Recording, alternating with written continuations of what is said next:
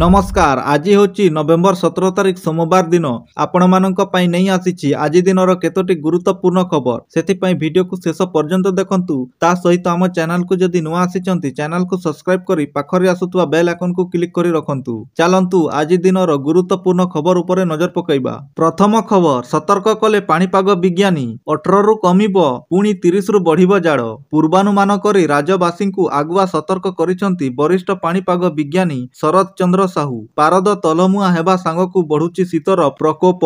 उपकूल पश्चिम दक्षिण ओडिशा सबुठी बढ़िलाणी ठंडा। कंधमाल जिले में 10 डिग्री तले पारद रहुथिबा बेले घन कुहुड़ी सकाल 9टा पर्यंत छाड़िबार ना धरुनी। एपटे आसंता 30 तारिख परठू शीतर प्रकोप आहुरी बढ़ी पारे, तेणु एही समय रे सतर्क रहिबाकू परामर्श देइछंती वरिष्ठ पाणीपाग विज्ञानी। परवर्ती खबर, ओडिशार सबु बंदर रे रहिबे कोस्टगार्ड बर्थ। ओडिशा समेत पूर्व भारतर उपकूल निरापत्ता निमंते केतेक वर्तित प्रकल्प कार्यकारी कराजिबाकू तट सुरक्षा बाहिनी कोस्टगार्ड पक्षरु योजना करा जायछि। तद अनुसार ओडिशार सबु बंदर रे कोस्टगार्ड बर्थ सहित पेट्रोलिंग जहाज रहिबो। गोपालपुर बंदर रे मुतयन हेबे कोस्टगार्ड बर्थ शिप। सेहीपरि पारादीप बंदर रे कोस्टगार्ड शिप संख्या बढ़ा जिवो। धामरा बंदर रे एक ड्रोन यूनिट रहिबो। ए नै कोस्टगार्ड कमांडर इकबाल सिंह चौहान पारादीप रे अनुष्ठित एक कार्यक्रम परे गणमाध्यम को सूचना दैछंती। एही सबु प्रकल्प और सुरक्षा संपर्क रे कमांडर चौहान मुख्यमंत्री मोहन चरण माझी सहित आलोचना करिथिबा जणा पड़ी।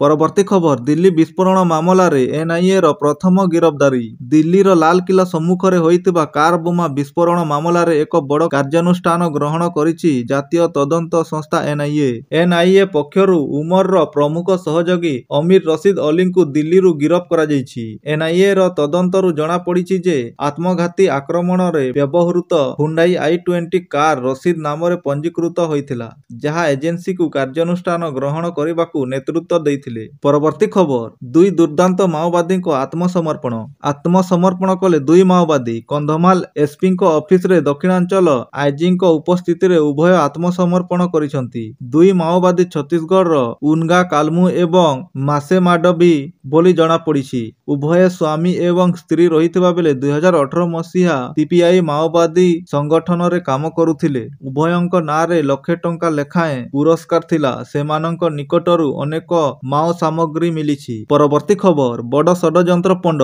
3 किलोग्राम रो आईआईडी उद्धार। जंगल रे लुचि रहितिबा एक बड़ षड्यंत्र पंड होइछि। राजेरी जिल्लार थानामांडी अंचलर बांगाई जंगलरू 3 किलोग्राम आईआईडी मिलिथिला। फलरे स्थानीय अंचल रे आतंक सृष्टि होइथिला। अधिकारींक कहिबा अनुसार घटनाटी राजेरी जिल्लार थानामंडी उपविभागर उपर बंगाई गाँ रे घटिछि। एही घर निकट रे एक आईआईडी मिलिथिला एवं एक नियंत्रित विस्फोरण माध्यम रे एहाकू नष्ट करि दिया जाइथिला। विस्फोरण रे केही मृतहात होई नथिबा बेले एक घर आंशिक भावे क्षतिग्रस्त होइछि।